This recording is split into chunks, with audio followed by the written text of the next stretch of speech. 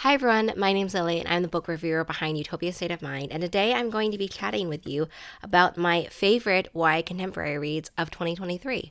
In 2023, I read 80 YA contemporary books, and so today I want to chat about my my nine favorite YA contemporary books. The first one I want to talk about is Bianca Torre is Afraid of Everything, which based on the cover, you might be like, what is going on? There's this kind of plague mask. There's just a bunch of birds.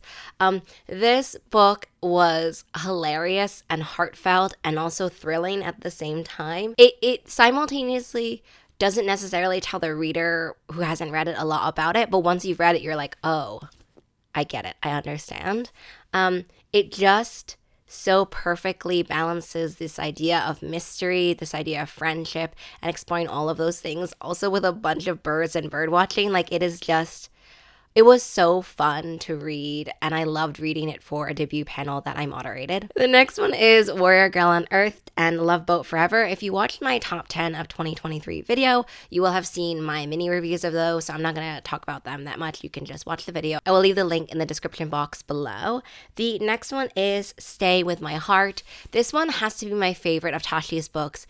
It was just so adorable, and it also has this great kind of dynamic between not really rivals. They don't really like each other at the beginning, but they're not like rivals. They don't really like each other, and it's about sort of piecing apart what we think we know about a person from kind of like a split second opinion of them, and really concretely tearing that down in our own mind and trying to figure out who this person is and what kind of things that we might have in common. The next one is Those Pink Mountain Nights, which I really enjoyed. The Summer of Bitter and Sweet by Jen Ferguson. This is Jen Ferguson's sophomore novel, and I think what I love about Those Pink Mountain Nights is the balancing of mystery and also a story about friendship and about trying to save like a pizza parlor, and feeling sort of reconnecting with friends and friendship drama while also being grounded in a mystery. I never felt like one of those elements kind of overtakes the other. They also always felt in balance, always felt connected as well. None of it felt disjointed. And I think that I really loved Those Pink Mountain Nights in the way that it chatted about friendship drama and friendship complications, the nuances and the grittiness of friendship in a very realistic portrayal, and also while talking about this kind of mystery element as well. The next one is The Queens of New York, which I've read E.L. Shen's previous middle grade book, and I really enjoyed it. I loved the skating representation, and in The Queens of New York, this book is about friendship. It also has 3 different main characters, which I enjoyed so much. I enjoyed being able to witness and see these 3 different characters on their own journeys, but also their journey together as like a friendship group. It's also set in some parts in New York City. Like, all of this just felt so fantastic. It was like, I think that in 2023, I was gravitating a lot towards stories about friendship, stories about complexities in friendships, kind of complicated friendships. And The Queens of New York talks about that, talks about, do we outgrow our friendships? Do we outgrow the person that we are? All of those things. I just realized that there are these 2, I don't know if you can see it from very far away, but there are these 2, I don't know if they're chapters, but chunks of my book that are like higher than their, anyway. I really enjoyed The Queens of New York. The next one is You Don't Have a Shot, which I love Rivals to Romance so much. I think that Rivals to Romance overtook Enemies to Lovers for me in 2023.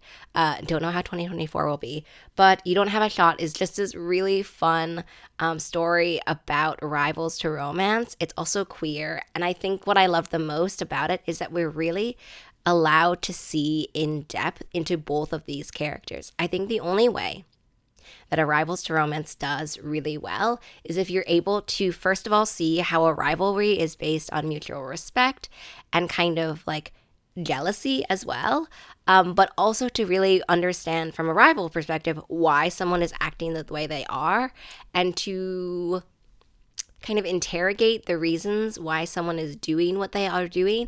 And so I love getting to know a rival in a rivals to romance, and like a good rival in a rivals to romance, and getting to see behind them, and that moment where you're like, oh, I now understand you. That You Don't Have a Shot does that perfectly. I loved it so much. The next one is Forget Me Not, which, okay, I have I watched The Vow when I was a teenager, and I remember like this idea of amnesia and will love pervade or persevere throughout not knowing who you are, losing your memories. It just like gets me, okay? It is one of my favorite little like nuances, my favorite little elements that you can see in a book. And Forget Me Not is that, like to a T. It is that. It includes also kind of letters slash emails to someone who, may have forgotten. It was just like, I listened to this on audiobook as well because the amazing Natalie Naudus narrated this one. And Natalie Naudus, if you haven't been following me for a while, you will know that I love Natalie Naudus's narration style.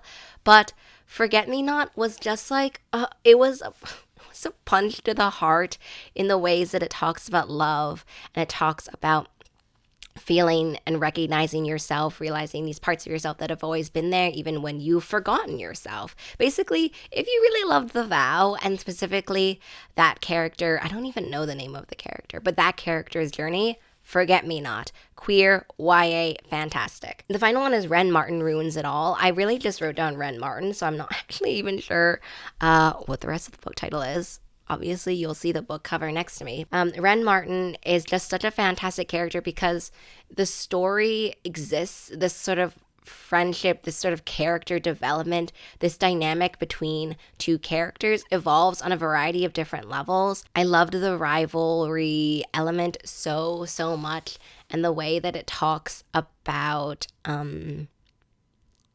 what a rival reflects within yourself. I think a lot of times we can see pieces of ourselves or what we want to be, or, what is motivating us in a rival. And I think Ren Martin was a perfect example of that. Those are all of my YA contemporary favorites of 2023. I hope that you enjoyed. Please let me know down below if you read any of these ones and you love them, but also what some of your YA contemporary favorites were of 2023. And I hope to see you in the next favorites video. Bye!